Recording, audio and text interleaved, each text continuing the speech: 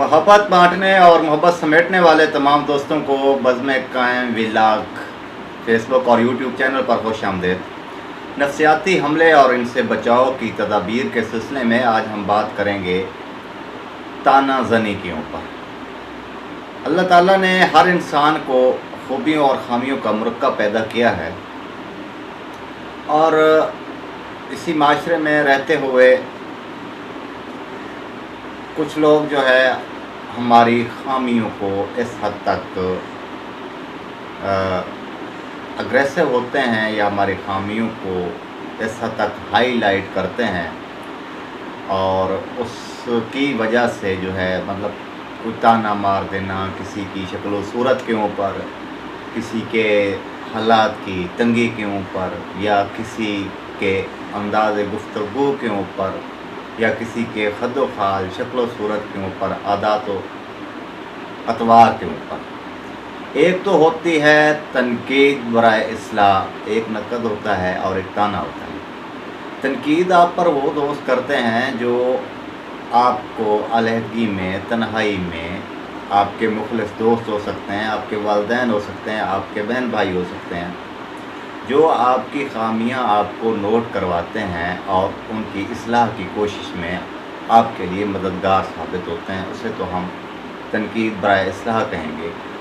जबकि कुछ लोग ऐसे होते हैं जो सरेआम सरे महफ़िल, जहाँ आपका उठना बैठना होता है, आना जाना होता है, जहाँ आपके बहुत सारे वाबस्तियाँ होती हैं, चाहे वो तलीमी सरगर्मियों के लिहाज से हों, कारोबारी सरगर्मियों के लिहाज से हों, फैमिली रिलेशंस के लिहाज से हों, तो सरेआम कुछ लोग आपको पॉइंट ऑफ करते हैं आपकी ख़ामियों को, तो उसे हम ताना ज़नी कहते हैं। और इसका जो मनफी असरात आपकी, मेरी या किसी भी शख्स की ज़हनी और रूहानी सलाहियत पर पड़ते हैं, वो आपको स्ट्रेस और डिप्रेशन में मुब्तला कर सकते हैं। जब आप तन्हाई में होते हैं, एक चीज़ को आप किसी की टोक को, किसी के ताने को, किसी के मतलब आपको शर्मिंदा करने को जो है वो अपने दिल और दिमाग पे बात बिठाते हैं और वो आपको डिसहर्ट करती रहती है, आपका हौसला पस्त करती रहती है।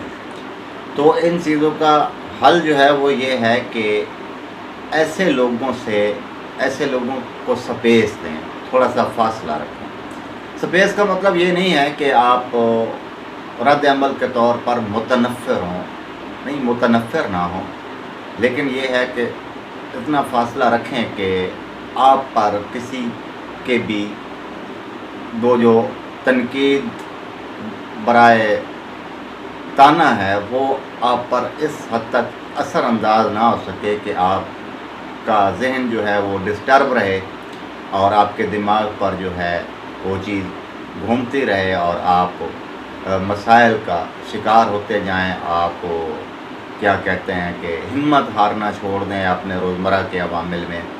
आप एक ही चीज़ है, इस पर ही आपने मशक करनी है कि हर उस अपनी तरफ उठने वाली उंगली को जो है आप नज़रअंदाज करें। इस चीज़ से बेहिसी की भी बहुत सारी किस्में होती हैं ना।